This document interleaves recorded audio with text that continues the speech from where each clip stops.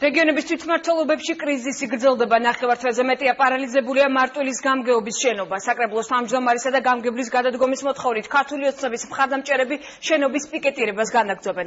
ზეწოლის მორიგ ფაქტებზე საუბრობს ზმანისის საკრებულოს თავმჯდომარე. საქართველოში ბოლო თვენახევრის განმავლობაში თვითმმართველობის ორგანოებზე ზეწოლის ათეულობით ფაქტი დაფიქსირდა. პროცესებს კი სხვადასხვა რეგიონის არაერთ ქალაქში საკადრო ცვლილებები მოყვა. თანამდებობები დატოვეს საკრებულოს თავმჯდომარეებმა და გამგებლებმა. მარტვილის გამგეობის შენობა უკვე მე-16 დღეა პარალიზებულია. ადგილობრივი თვითმმართველობის ორგანო ქართული ოცნების 30-მდე მხარდამჭერს აქვს პიკეტირებული. ისინი საკრებულოს თავმჯდომარის და გამგებლის გადადგომას ითხოვენ. ვდგევართ ერთადერთ იმაზე, რომ უნდა გადადგეს ხალხის მოთხოვნა, ეს ხალხის დაკვეთა, ზაალ გოროზია და მამუკატანელია უნდა წავიდეს. 9-ში უნდა ყოფილიყო გადადგომა, მამუკატი უნდა დაეწერა და უნდა ეღიარებინა, რომ გადადგა.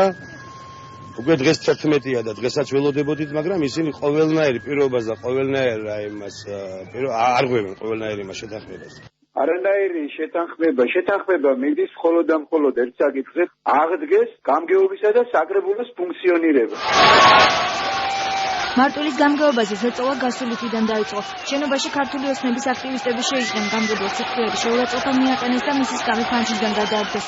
მეორე დღეს კი ადგილზე ჩასულ საპარლამენტო უმცირესობის წევრებს დაუპირისპირდნენ. თვითმმართველობის ორგანოებში არსებულმა პრობლემებმა სამეგრელოს რეგიონის თითქმის ყველა რაიონი მოიცვა. აბაშა, ხობი, მესტია, წალენჯიხა, ჩხოროწყო, ხმაურიანი დაპირისპირება ყველგან არ ყოფილა, თუმცა თვითმმართველობის ორგანოები გამგებლებმა და საკრებულოს თავმჯდომარეებმა დატოვეს. პრობლემა შეეხო თვითმმართველ ქალაქსაც. ფოთში საკრებულოს თავმჯდომარე ერთი კვირის წინ გადადგა. დღეს საკრებულოში ქართული ოცნების წევრთა ერთმა ნაწილმა წერილობითი მიმართვა შეიტანა, რომელშიც ისინი ახალ თავმჯდომარედ ქართული ოცნების წარმომადგენლის დანიშვნას ითხოვენ.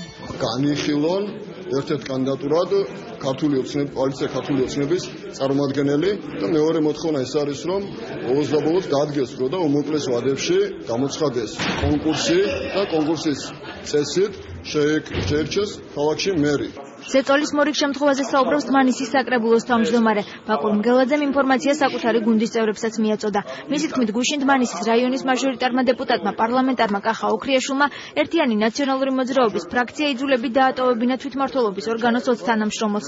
რამდენიმე დღით ადრე კი პირადად მისგან ითხოვდა პოსტის ნებაყოფლობით დატოვებას, რაზეც უარი მიიღო. კახა ოქრიაშვილმა საკრებულოს წევრებზე ზეწოლით თავისივე საწარმოს იურისტთან ერთად ხელი მოაწერინა განცხადებებს, უკვე წინასწარ გამზადებულ განცხადებებს, რომელიც შეეხებოდა საკრებულოს უმრავლესობის ფრაქციის ერთიანი ნაციონალური მოძრაობის დატოვებას. ამჯერად ზეწოლის ობიექტი გახლავთ დმანისის საკრებულო, ხოლო ხელისუფლების ხელში აი ამ ზეწოლის ინსტრუმენტად გვევლინება კახა ოქრიაშვილი, დმანისის მაჟორიტარი დეპუტატი, რომელიც საკუთარი წამლების ბიზნესის შენარჩუნების გამო ყოველგვარ ნაბიჯზე მიდის ახალ ხელისუფლებასთან. ბრალდებებს უარყოფს კახა ოქრიაშვილი, პარლამენტარი, რომელიც ნაციონალური მოძრაობის მაჟორიტარი იყო, უმცირესობის წევრობაზე უარი პირველივე დღეს თქვა და დამოუკიდებელ მაჟორიტართა ფრაქცია შექმნა.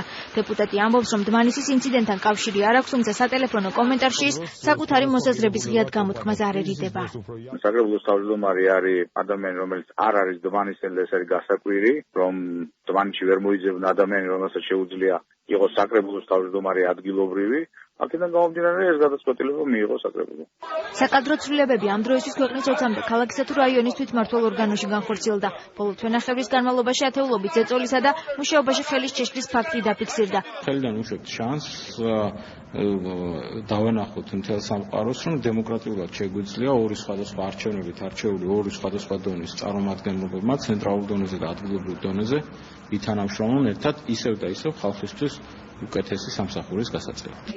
ერთ-ერთი ბოლო ინციდენტი გურჯაანში მოხდა. საკრებულომ ახალი თავმჯდომარე რესპუბლიკელების წევრი ავთანდილ ზარდიაშვილი გუშინ დაამტკიცა. დღეს უკვე ცნობილი ხდება, რომ ორგანოს 15 თანამშრომელს სამსახურიდან წასვლის შესახებ განცხადებები დააწერინეს. ამ ფაქტზე საუბარი არ სურთ თანამშრომლებს, ავად ზარდიაშვილი კი ამბობს, რომ განცხადებების დაწერის მიუხედავად არც ერთი მათგანი სამსახურს არ დაკარგავს.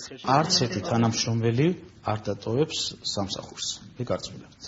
ისინი აუცილებლად იმუშავებენ მუნიციპალიტეტის წიაღში სხვადასხვა თანამდებობას.